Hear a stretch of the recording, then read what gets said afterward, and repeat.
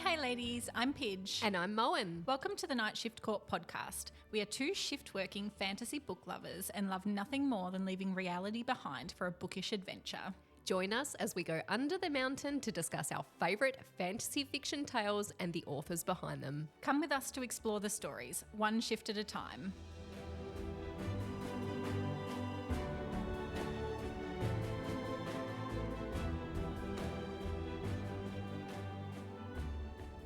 Hi ladies. Hi!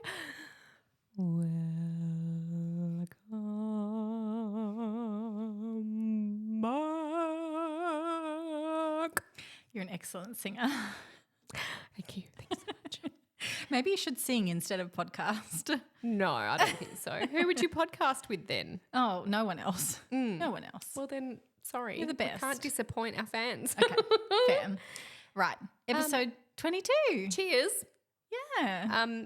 If you don't have a cup of tea or a piece of cake, get one, because this, my friends, is very exciting. I have already finished my cake, actually. Have you actually? Yeah, I have. Oh, It was delicious, by the way. Thanks for bringing it. You're very welcome. I appreciate I will, if you hear it clink every so often, it's me feeding my face. Yeah. Perfect. All right. So episode 22, chapter 51 to 50 Hot. to 50 hot. Yeah, baby. We'll leave it there. Yeah. So we left off last episode where Feyre finds out that Rhys and her are mates. Mates. She's And not very in the mad. Aussie way. Yeah. She's super mad about it, which is, Absolutely fuming. yeah, Yeah. I'm disappointed in you, Feyre. You've got the best one. But anyway, Rhys is injured but recovering. She asks him to winnow them back to the Illyrian camp, and he does. Yeah. They winnow into the mud outside of the permanent dwelling, Yes. Rhys's mum's old house. It's all he could muster.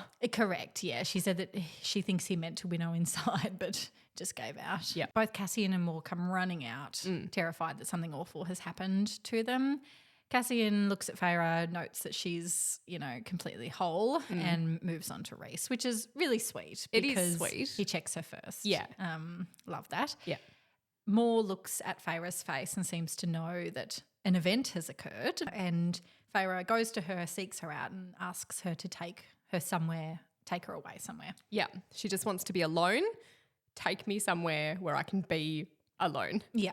And so She does. she does. As her friend, family bestie, Moore winnows her away, and they arrive at a cabin in between two mountains. Mountains are covered in snow. It's just a small wooden shack, essentially. It's my idea of a good time. Oh, yeah, okay. This whole thing makes me feel cozy, Yeah, okay. lit from within. Yeah. No, I'm the Weaver's cottage is where I'm at. Roger. So we won't see each other very often. Okay, fair. Moore explains that the cabin itself is only their family has access to it. So essentially no one else can come in or out. Yeah. So she's safe there is Yes. what Moore's getting at. The cabin is also spelled to look after the tenant, Yeah. which, Hello, this is why I want to be there. yeah. If you could just summon a cup cup of of tea and a book or a hot bath or I don't know, anything. Anything. Literally anything, Yeah. I'm sold. Yeah, I agree. There's a few times in this book where I've decided that I would really rather be here. Here as in there, in Perinthian, not here as in where I am. Right here against this wall. Yeah, no. So Moore leaves Feyre to her anger-induced attack. Yes. And tells Feyre that she'll be back in 3 days' time.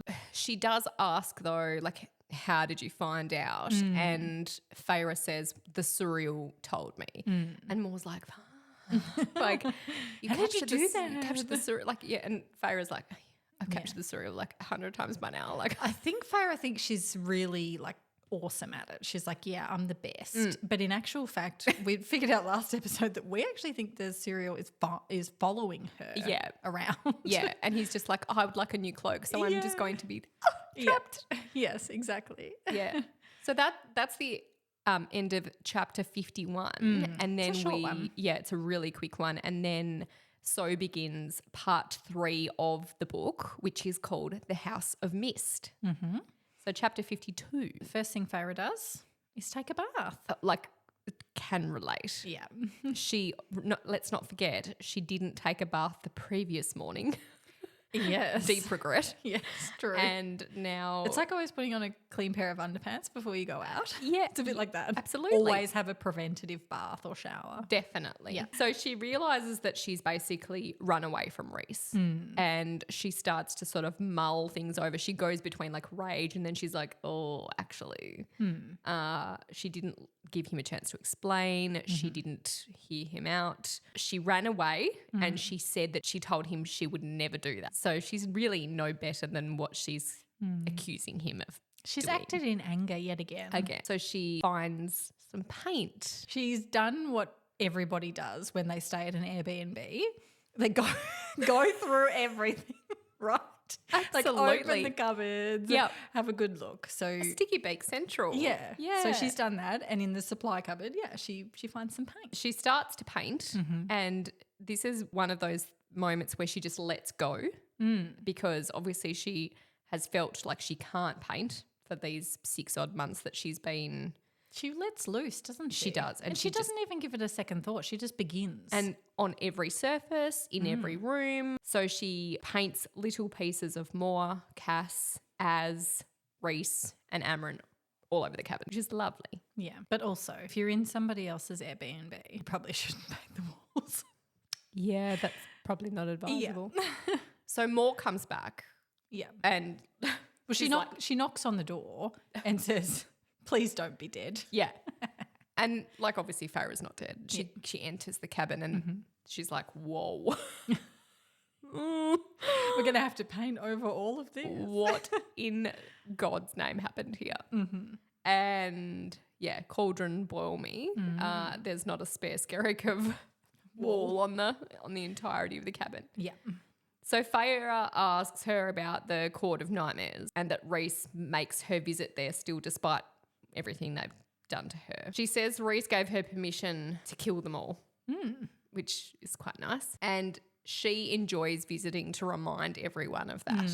So she exerts her power and authority in the fact that she can still show up and be like, I ended all you folk. So Feyre asks more about Az now and she says he won't make a move on her as long as he still sees himself as the bastard born who is unworthy of everyone. Not unworthy of me. I just have the biggest desire. I actually said this in our group chat to the Tassie Celestial. Shout out. Oh, yeah. Shout out to the Celestial page Tassie girls. And I quote, Az is so damaged, I need to fix him or something. Oh, that's what I love that. And all the girls were like, yeah, me too. Like we just have this, really hot man who's like got everything going on, who's broken, that you just need to fix them. Yeah, okay. Yeah. So Az I need to fix. There's nothing about Azriel that's broken for me. No, but his unworthiness. Like he's not going to come at anyone if he doesn't believe he's worthy. So you need to fix him in that regard. Like whatever. I'm just going to do what I do. I think that Azriel's a grown man and he can should fix himself. You feminist. Yes, they have a conversation. They do, yeah. And Moore actually stays that night and leaves after breakfast, the next day. So, cute. There was sleepover. Yeah. Feyre starts thinking about what a future with Rhys would look like because that's her reality now. And I think she's starting to think about all the things that she didn't let herself think about, even though she knew she had feelings for him, because she didn't think that he reciprocated. So she was like, oh, we could just have fun and distraction and whatever, but never actually thought it could go somewhere. Yeah. And now she's like, oh, we're right at the end. It really is going somewhere. She's got permission now to feel those things. Yes, that's right. The finality of being someone's mate is a big thing, but also you can be mates and not be together, and then you can also be together but not be mates. Yes. So I think that now is a really nice time because they've established that they have a desire for one another because, like what happened a few days ago. And now they've established that they're mates and the two are like a pretty important thing. Yeah.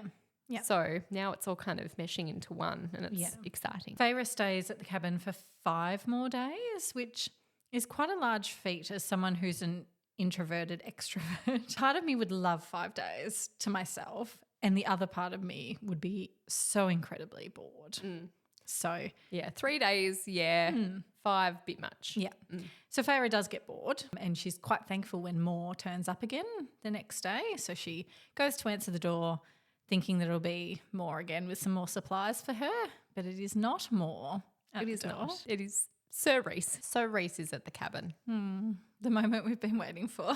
Yeah, it's either going to be carnage or it's going to be amazing. Yeah. Feyre heats up offers to heat up some soup that she's made. Yes. Or not even that she's made, that the house has made. Well, it's just a tin of soup. A tin of soup. Yeah. Yeah. She's cracked Like open a the Campbells. Campbells.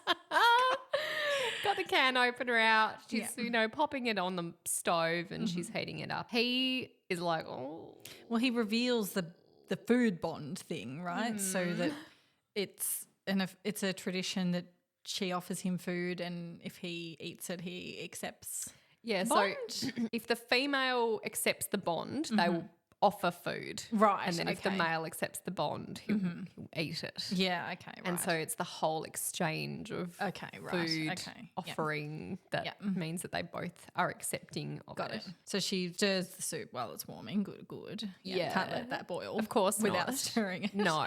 He even says that some people have a party for this kind of, Like an engagement party, I guess. basically is. Yeah. I kind of like it. I think it's sweet. He tells her the story. Yeah, she says, while "Tell me she's everything." Stirring. Yeah. So essentially, he was captured during the war. Not at the end though, just somewhere in the middle to end, and was held in Amarantha's camp. So during the time he was there, he was tortured, and all of his soldiers were tortured and killed, all the ones that were caught. But he was saved by his father, who came to Amarantha's camp whilst she was busy tearing apart Durian. So do you remember after she defeated him in the final battle, she then spent days tearing him apart? So it was during those days that Rhys was actually rescued. His wings were injured, and so he was forced to return to the Night Court to recover. Otherwise, he never would have gained use of them again. So during his recovery was when the finality of the battles and the treaty happened. So he wasn't actually involved in any of that.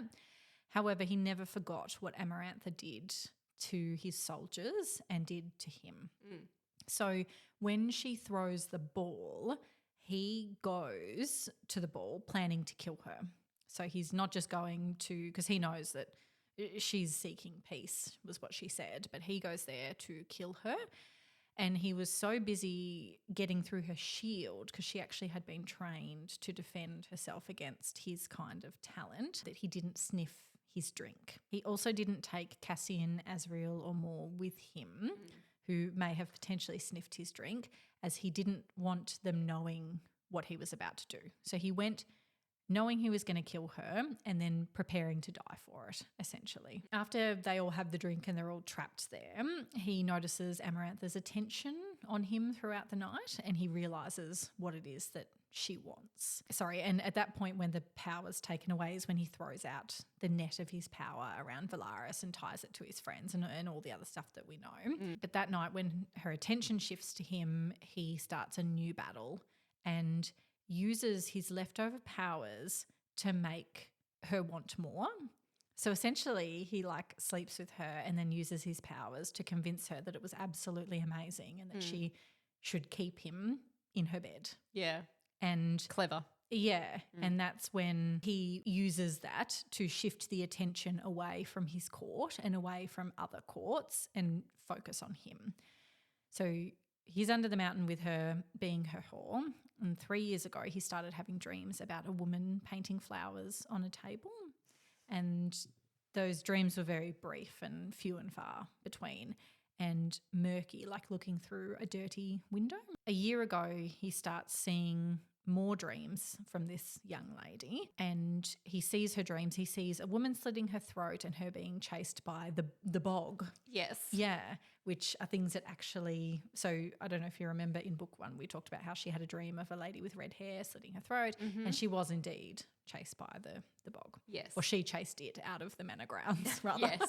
Rhys sees Calanmai in Feyre's dream as well, and he realises that there was only one celebration that big and that looked like that. And he convinced Amarantha that with the deadline for the curse so close, that there would surely be people there or Fae there that were conspiring against her, so that she should let him out to go and find them. And she does. Mm-hmm. Feyre realises that Rhys's first words to her were not a lie, which is the famous, "There you are, I've been looking for you." Yeah. Not a lie at all. So he has an inkling at that point that Feyre is his mate, and he knows that if she was, Amarantha would have tortured her within an inch of her life. Yep. Rhys knows that if Feyre was his mate, that they would have tortured her. So he decides to walk away and never think or speak of her ever again. He goes again to the manor and discovers Feyre with Tamlin on that day, and he decides to scare Tamlin into sending Feyre away because he sees how Tamlin is looking at her and he knows that he loves her. And not forgetting that Rhys knows the details of the curse. Feyre didn't know them at the time, but Rhys knows the details of it. So he knows or suspects that she is his mate, but that she's also someone that Tamlin loves and could break the curse. That's right. So rock in a hard place. Trying to let it play out if it's going to play out, but also sacrificing your own mate self. to do it. Yeah. Rhys admits to vomiting when he leaves, which is the first time we've heard about Rhys's vomit. Yes. We've heard a lot about Feyre. Yeah, we've had a lot of Feyre's upchuck and downstream reflexes. So this is the first time we hear of Rhys's bodily functions. He admits that he thought Feyre made up the name Claire better, but he was impressed that even though he was holding her mind, that she had the foresight to lie to him. He does admit that he didn't let Claire suffer, that he slipped into her mind and took away her pain and told her to scream when expected to and whatever. After a week, he couldn't stand it any longer, so he killed her to avoid her having to continue being tortured. Wow. Which is awful. After that point, Rhys is resigned to it all being over and sorted, and he was essentially happy because he knows that Feyre's safe back in the human lands, so his mate isn't at risk.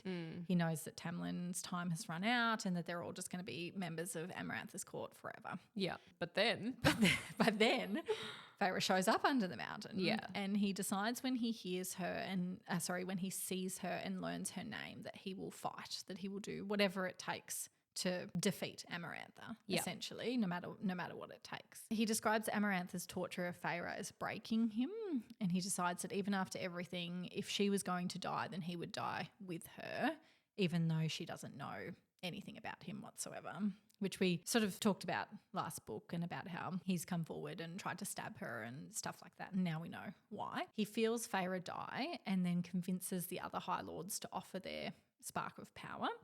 And I think we talked about it last episode as well, that when they leave under the mountain, he takes Feyre calls her to the balcony and they speak, and then he winnows away.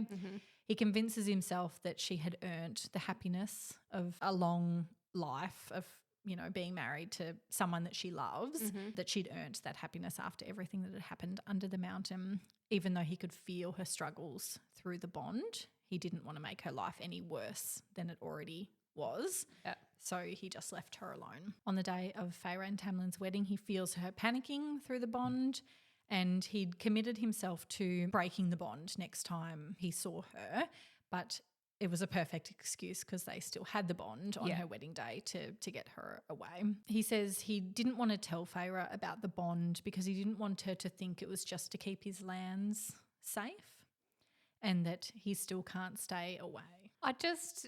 Everything that you now know and obviously she feels the same way because she gives him the bowl of soup. She finally comes to the realization that every single movement he made was to protect her. Calculated. Yeah. Feyre walks towards him with the bowl of steaming soup and and thinks to herself, and I wondered if love was too weak of a word for what he felt, what he'd done for me, and what I felt for him. Oh, finally. She sits the soup down in front of him and says, so you love me? And he says, yes. And she says, well, then eat. Oh, God. It makes me want to cry. It's so sweet. It is. It's so beautiful. Yeah. What a beautifully written piece of literature. Yes. Yep. Sarah did a fantastic job. The next chapter, Rhys eats the soup. And I find that incredibly strange. I know that because of the situation, she offers the food and then he has to eat it to Yeah. accept.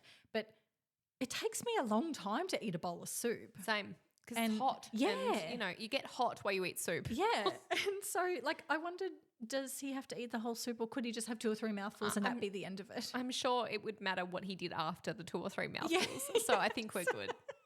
Anyway, he eats the soup and the whole thing. Do you Okay. imagine having soup belly? Yeah, no. Yeah. I mean, I'm sure Rhys doesn't get soup belly.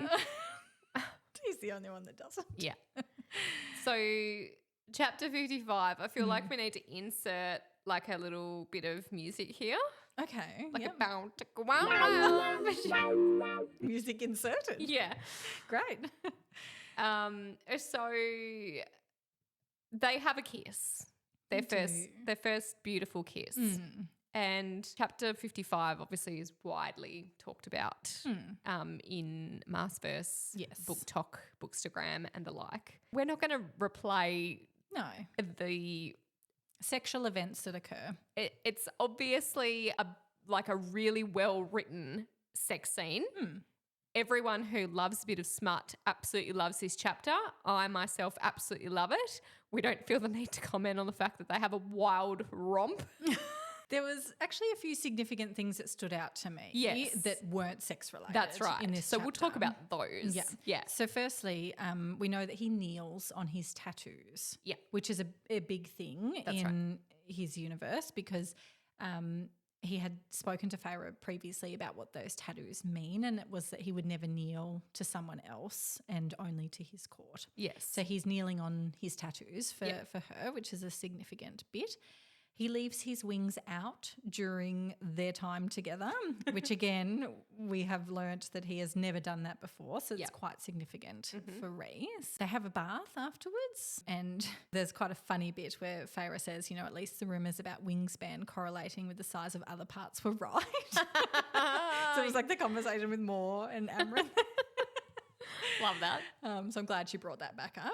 We discover that Feyre can glow like a star. Which is interesting. That was random. I was like, oh, Yeah. I don't know where that came from. But no. anyway. Also, the most significant part of the chapter for a mum, the sheets were magically changed. Far out. Can you, like, it takes me all day to wash the bedding, right? To get it Yes. off, to wash it separately because they're different colours and you can't wash them together because otherwise they bleed into each other. And I like to keep the colours crisp. Yeah. So, Yes, you do. and my linen has to be washed separately because it's vintage French linen. Yeah, of course. Of course it is. So it needs a particular cycle in the washing machine. Yeah, look, everyone listening, this last 30 seconds that Pidge has been speaking, this is her entire personality. Anyway, and then I've got to dry them in the dryer, but not 100% dry because you can't iron them if they're not 100% dry. And then you've got to iron a king size doona cover. I don't iron. Oh, you're one of those. I think you'll find that 95% of people are one of those. Oh, but linen looks good. Trust me.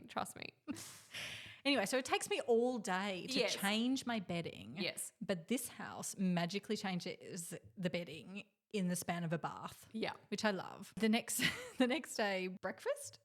Well, there's a couple of other things I wanted to mention. Okay, go so Feyre finally actually feels the mating bond as well. So, and then they have a bit of a conversation about what now sort of thing. And they say they can go to Valaris and have the bond verified by a priestess and they can be officially mated, like they have a mating ceremony. And Sounds like something that you it is and me, not. baby, ain't nothing but that. He says they can even get married and be husband and wife if she wanted the human version of what she knows to be true from her past life. And he also says they can do none of those things if they decide. Like it's totally up to them. And he tells her they leave for her sister's place the next day. Oh, yes. Yeah. And the queens have finally responded. And I do have in my notes that the power that she has in relation to glowing seems to come from the day court. Okay. They sleep together quite a lot, like over and over. And then the other thing I wanted to mention She's got some stamina. Yeah. She. They talk about the fact that there's a lot of mating going on and that it's probably because they want to ensure the female gets pregnant. Yes. So that's The it's sort not of just surprise pregnancy trope. Yeah. It's not like like sexually charged. Yeah. And event. that's the only thing. But they also talk about how usually the men or the males usually get super aggressive, break everything in the room sort of thing, because, you know, they're very protective of their mate. And then she asks him about pregnancy, and she's expected to bear his offspring one day. He tells her he doesn't expect that of her. That is just what mates are expected to do, but he doesn't feel like he's what's the word? He's letting her decide. He's new age, like he's, you know, he's different than the last High Lords. They both agree that kids aren't for right now. Love that they're having this conversation immediately after finding themselves. It'd be quite awkward, wouldn't it? It would, wouldn't it? It's a lot. And she says she just wants to basically live with him first and experience him, have adventures with him, and just be before they have kids, because they have forever. That's it for this episode of the Night Shift Court podcast. Join us for next week's episode, where we will continue the adventure from ACOTAR's Book 2, A Court of Mist and Fury. Whichever platform you're listening on, we would so appreciate if you could give us a 5-star review. You can follow us on Instagram and TikTok at the Night Shift Court. I hope the night is kind.